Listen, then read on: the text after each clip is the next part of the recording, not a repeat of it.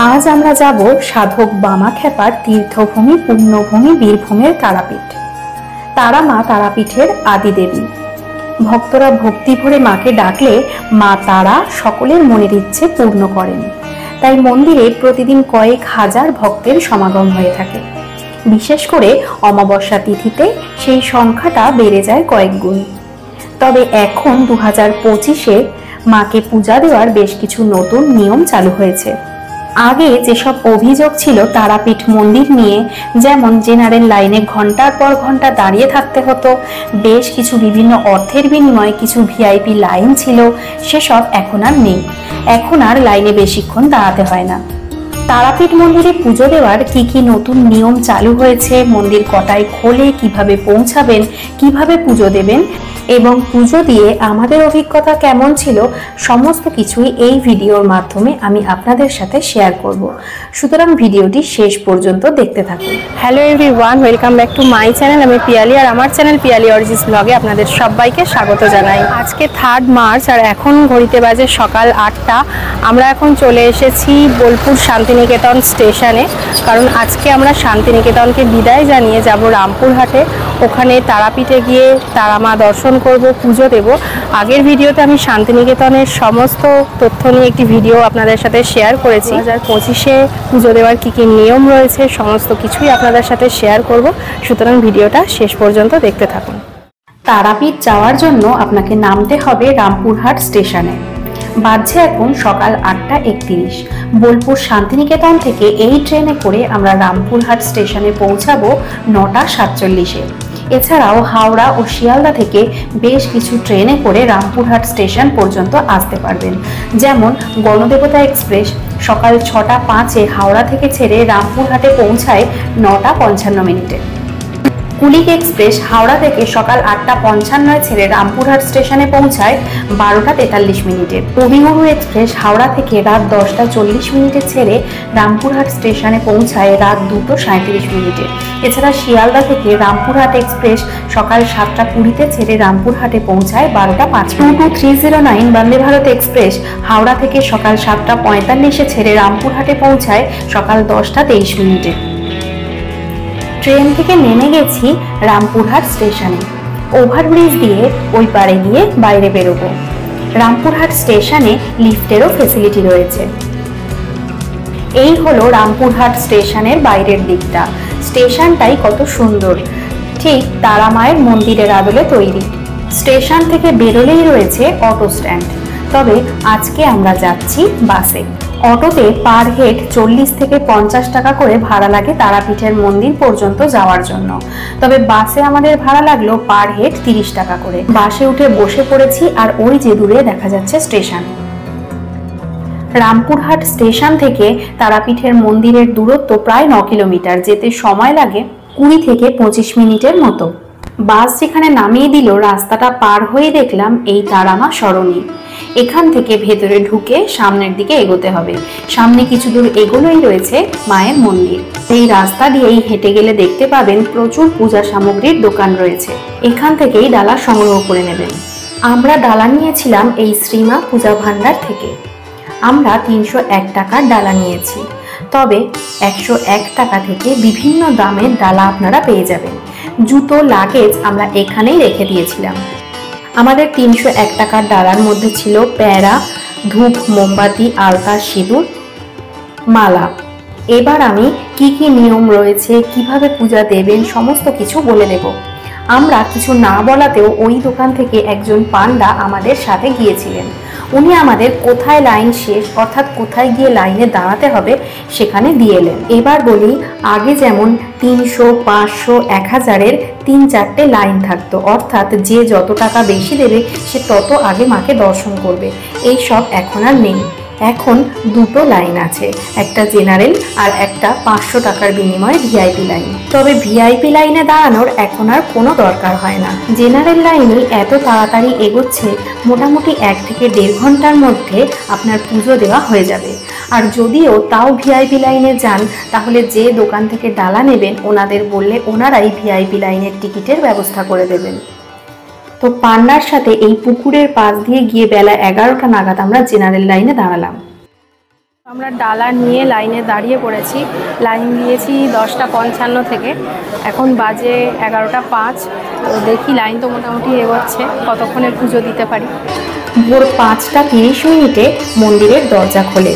তারপর প্রথম 20 মিনিট সাধারণ লাইন ও পরবর্তী 20 মিনিট ভিআইপি লাইন চলে।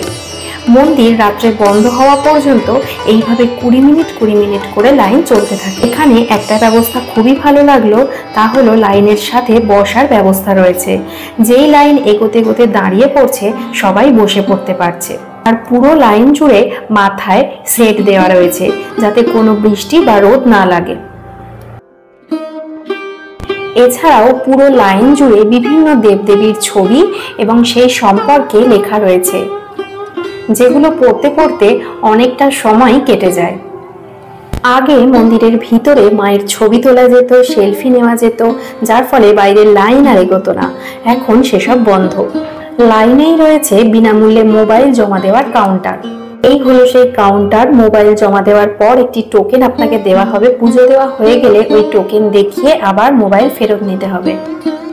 পান্ডা দাদা আমাদের বলে দিয়েছিলেন ফোন জমা দেওয়ার আগে ঠিক ওই জায়গায় এসে ওনাকে ফোন করে দিতে, যাতে উনি ঠিক সময় মতো আমরাও যখন মন্দিরের ভিতরে ঢুকবো উনি পৌঁছাতে পারেন সেখানে। দুপুর 12টায় মায়ের দ্বিপ্রাহরিক ভোগের জন্য মন্দিরের দ্বার বন্ধ হয়। তারপর দুপুর 1:30টার সময় আবার মন্দিরের দরজা খুলে দেওয়া হয়। আমরা প্রায় মন্দিরের ভিতরে প্রবেশ করব, একেবারেই কাছে চলে এসেছি। ঠিক সেরকম সময় 12টা বাজলো আর মন্দিরের দরজাও বন্ধ হয়ে গেল। আর সবাই বসে অপেক্ষা করছিল মন্দির খোলার জন্য। এর মধ্যে মন্দির কর্তৃপক্ষ থেকে দুজন এসে সবাইকে বিস্কিটের প্যাকেট এবং জলের বোতল দিয়ে গেল। ফোন যেহেতু আগেই জমা দিয়ে দিয়েছি, তাই সেই ভিডিও আপনাদের সাথে শেয়ার করতে পারলাম না। এবারে অর্থাৎ 2025-এ এক অন্যরকম তারাপীঠ দেখলাম। 5 বছর আগে একবার তারাপীঠে এসেছিলাম, তখন এক বাজে অভিজ্ঞতা হয়েছিল। মাকে দর্শন না করেই চলে এসেছিলাম। তারপর নতুন নিয়ম চালু হওয়ায় আবার পৌঁছাই তারাপীঠে। আর এত ভালো ব্যবস্থা দেখে সত্যিই খুব ভালো লাগলো। তো যথারীতি 1:30 বাজতেই মন্দির খুলে গেলে আবার এগোতে থাকলাম। তারপর পান্ডা দাদা এসে মন্দিরের সামনে মায়ের কাছে অঞ্জলি দেয়ালেন। বলে দিলেন আলতা কোথায় ঢালতে হবে, অর্থাৎ পান্ডা থাকলে আপনি কোথা থেকে লাইন দেবেন, মানে যারা নতুন তারাপীঠে যাবেন তাদের সুবিধা হবে। অঞ্জলি দিয়ে দেবেন, কোথায় কি করতে হবে সেসব বুঝিয়ে বলে দেবেন। এই আর কি। লাইন কিন্তু আপনাকে নিজে থেকেই দিতে হবে। তো মন্দিরে প্রবেশ করেই দরজার সামনেই রয়েছে মায়ের চরণ। সেখানে আপনার ডালায় থাকা আলতাটা ঢেলে দেবেন, তারপর পুজো দেবেন। পান্ডা দাদা আমাদের কত টাকা দিতে হবে সেসব নিয়ে কিছু জোর করেনি। আমরাই নিজে থেকে 150 টাকা দিয়েছিলাম। তারপর পুজো দিয়ে চলে যাবেন ধূপ দ্বীপ জ্বালাতে। ধূপ দ্বীপ জ্বালাবার জন্য আলাদা জায়গা রয়েছে। মন্দির 12টায় বন্ধ হয়ে যাওয়ার জন্য আমাদের অনেকটা দেরি হলো। তা না হলে 1.5 ঘন্টার মধ্যে আমাদের পুজো দেওয়া কমপ্লিট হয়ে যেত। তারাপীঠে অন্নপ্রসাদও পেতে পারেন। তার জন্য সকাল 8টা থেকে দুপুর 1টার মধ্যে নাম লেখাতে হবে। ভোগ প্রসাদ খাওয়ানো হয় দুপুর 1টা থেকে 2টো পর্যন্ত। নাট মন্দিরের সামনে ঠিক এই জায়গাটিতে বসেই ভোগ প্রসাদ খাওয়ানো হয়। এবার আমরা যাচ্ছি নাট মন্দিরে। নাট মন্দিরে আপনি অনেকক্ষণ দাঁড়িয়ে থাকলে একবার না একবার মায়ের দর্শন এখান থেকেই পেয়ে যাবেন।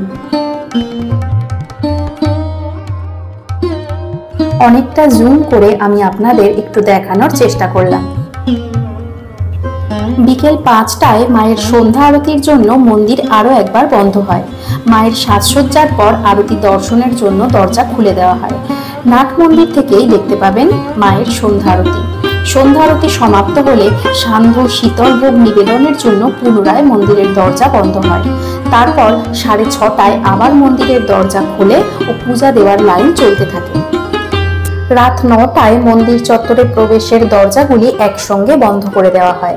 মন্দির চত্বরের ভেতরে থেকে যাওয়া দর্শনার্থীরা শুধুমাত্র বাইরে আসতে পারবেন। নতুন করে আর কেউই মন্দির চত্বরে প্রবেশ করতে পারবেন না। যদি রাত 9টার পরও পুণ্যার্থীদের লাইন থেকে যায়, সেক্ষেত্রে লাইন শেষ হওয়ার পর মন্দিরের দরজা বন্ধ হয়। এটি হলো তারাপীঠ মহাশ্মশান, যেখানে লুকিয়ে রয়েছে রহস্য।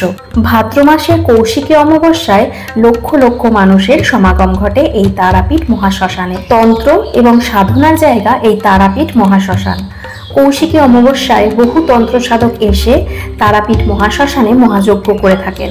মনে করা হয় মহাশ্মশানে দেবী তারার আবাস। তারাপীঠ মহাশ্মশানে জ্যোতিরূপে বাস করেন দেবী। কথিত আছে এই তারাপীঠে কৌশিকী অমাবস্যার দিনে সাধক বামাখ্যাপা সিদ্ধি লাভ করেছিলেন। মন্দিরের পাশেই এই রেস্টুরেন্টটিতে আজকে আমরা দুপুরের লাঞ্চ করলাম।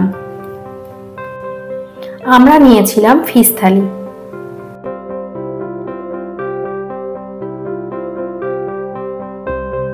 তারাপীঠে এসে আপনারা কয়েক ঘন্টার জন্য একটা টোটো রিজার্ভ করে সাইট সিনেও যেতে পারেন।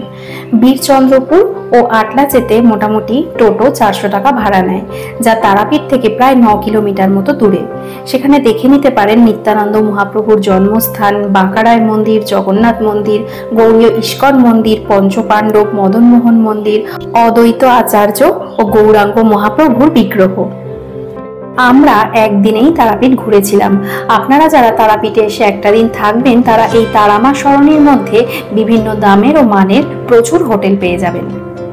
আজকেই রয়েছে আমাদের ফেরার ট্রেন, তাই চলে এলাম রামপুরহাট স্টেশনে। বিকেল 4:40-এর রামপুরহাট হাওড়া এক্সপ্রেসেই পৌঁছাবো কলকাতায়। তাহলে আজকের ভিডিও এখানেই শেষ করছি। ভিডিওটা ভালো লাগলে অবশ্যই লাইক, কমেন্ট ও শেয়ার করতে ভুলবেন না। আর আমার চ্যানেলে যারা নতুন তারা আমার চ্যানেলটিকে সাবস্ক্রাইব করে আমার পাশে থাকবেন। আজ তাহলে আসি, আবার দেখা হবে অন্য কোনো জায়গায় অন্য কোনো ভিডিওতে। ততদিন সবাই খুব ভালো থাকবেন, সুস্থ থাকবেন। ধন্যবাদ।